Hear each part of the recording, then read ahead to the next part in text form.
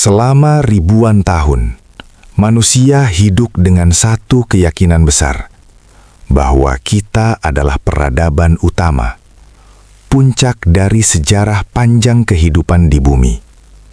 Semua buku, kurikulum, dan museum dibangun di atas asumsi itu. Namun sejarah tidak selalu disusun oleh apa yang lengkap, melainkan oleh apa yang tersisa. Di antara celah-celah itulah, terkadang muncul dokumen aneh. Tidak berteriak, tidak menuntut kepercayaan, hanya menyelipkan satu pertanyaan sederhana yang sulit diabaikan. Bagaimana jika manusia bukan yang pertama? Bagaimana jika sebelum kita pernah ada sesuatu yang hidup, membangun, dan kemudian lenyap tanpa meninggalkan catatan yang utuh? Sebuah teks anonim yang beredar diam-diam di internet awal 2000-an mengajukan kemungkinan itu. Bukan sebagai kebenaran, melainkan sebagai gangguan terhadap kepastian. Dokumen ini tidak lahir dari institusi, bukan pula dari akademisi. Ia muncul di forum-forum diskusi Eropa, tanpa nama penulis, tanpa lokasi, tanpa tanggal pasti. Tidak ada audio wawancara, tidak ada foto pendukung, bahkan tidak ada klaim bahwa isinya harus dipercaya. Dalam dunia arsip, kondisi seperti ini biasanya cukup untuk menyingkirkannya. Namun, justru karena ketiadaan identitas itulah, teks ini bertahan. Ia tidak bisa diverifikasi, tetapi juga tidak bisa dibantah secara langsung. Tidak ada pihak yang dapat dipanggil untuk dikonfirmasi, tidak ada sumber yang bisa disanggah. Yang tersisa hanyalah teks, dan ribuan pembaca yang bertanya-tanya mengapa seseorang menulisnya dengan nada setenang itu. Seolah tidak sedang menciptakan sensasi, melainkan mencatat sesuatu. Di dalam dokumen tersebut, penulis mengklaim telah melakukan wawancara dengan entitas non-manusia yang menyebut dirinya bagian dari spesies kuno. Menariknya, entitas ini tidak mengaku berasal dari luar angkasa.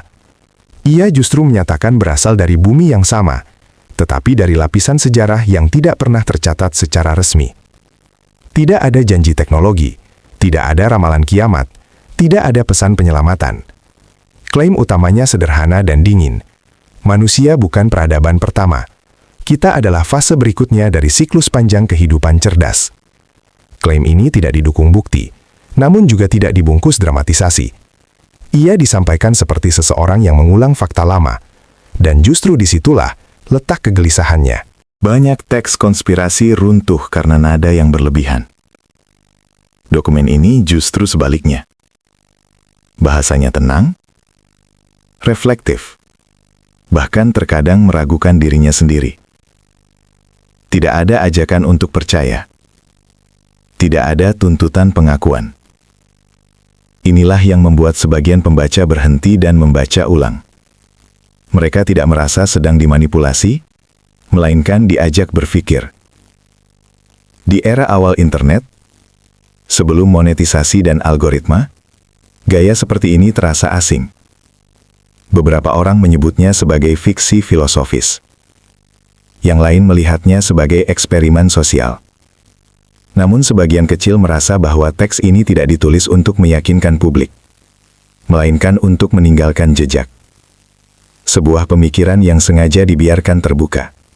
Dalam pendekatan sejarah dan sains, narasi tanpa bukti tidak dapat berdiri sendiri. Dokumen ini tidak menawarkan artefak, lokasi, atau data fisik apapun.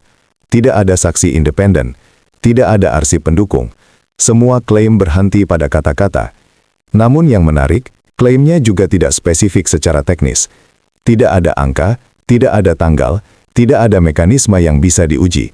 Hal ini membuatnya kebal dari pembuktian, tetapi juga kebal dari pembantahan total. Ia berada di wilayah abu-abu, bukan fakta, bukan pula kebohongan yang mudah dipatahkan. Dalam dunia investigasi, wilayah inilah yang paling tidak nyaman. Ketika isi dokumen ini dibandingkan dengan mitos dunia, muncul kemiripan yang sulit diabaikan.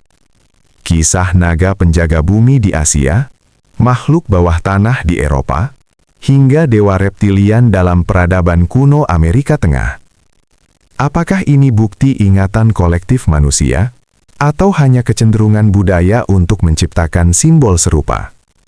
Sejarah menunjukkan bahwa mitos sering lahir dari upaya menjelaskan masa lalu yang tidak sepenuhnya dipahami.